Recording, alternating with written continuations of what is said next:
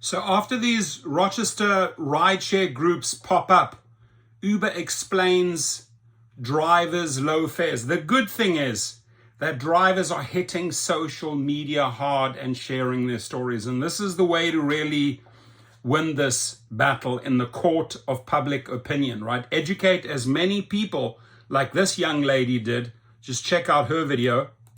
Uber and Lyft drivers were making.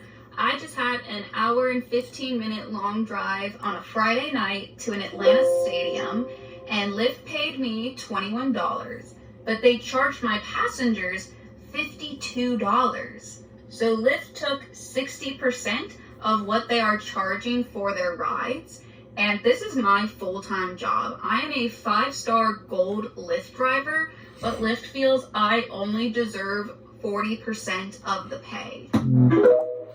See, she turned to TikTok. Turn to TikTok. It's easy. Make 60-second videos. Hey, check this out. Look what the rider paid. Look what I received.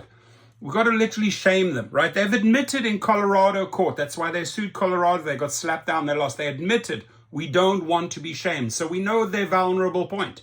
We know their weak point. And my friends, I'm going to put this hat on because really at the end of the day, right, it's us. It's us drivers versus them. This is how you win the battle. And it says here, since the beginning of 2024, drivers of the two most popular ride-sharing apps, Uber and Lyft, have expressed concerns about low wages and lockouts on social media. If you follow my channel for years and years and years, take the stories to social media. Locally, some drivers have joined Facebook groups. I'm probably part of about 50 Facebook groups. I go in, I post, I read, I comment, and I share a lot of the stories. I share a lot of the horror stories in these channels, whether it's Boston, New York, Houston, all over America. I share the stories. I drop the links in. It's my time, but this way at least I reach a lot of people. In February 2024, that was Valentine's Day organized right here, Lyft, Uber, and DoorDash drivers went on strike in 44 cities. You know, I had no idea when organizing that so many cities would get involved. The year before, over 60 cities. This year, I guess, you know, it'll be far less on Valentine's Day this year, but if you can, switch off the apps. Reason being, the people need money. They're desperate for money, so they can't really afford to take February the 14th, Valentine's Day off.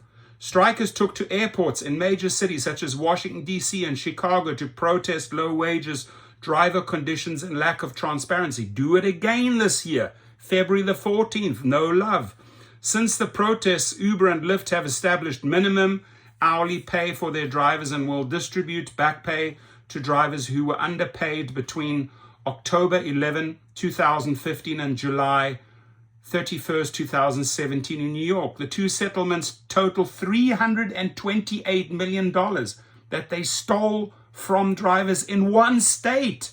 In one state. Can you now do the calculation for the other 49 states, please? Where are those attorney generals bringing the cases? Are they fast asleep?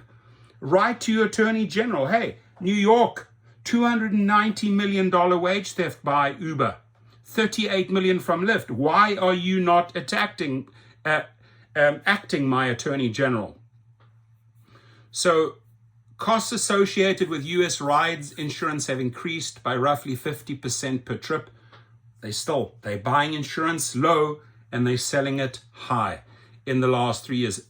And as of October 2024, 25% of every fare goes directly to insurance costs. That's the excuse, says the Uber spokesman. That is their go-to excuse.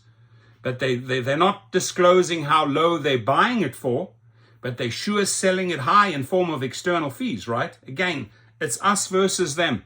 Take your stories to social media.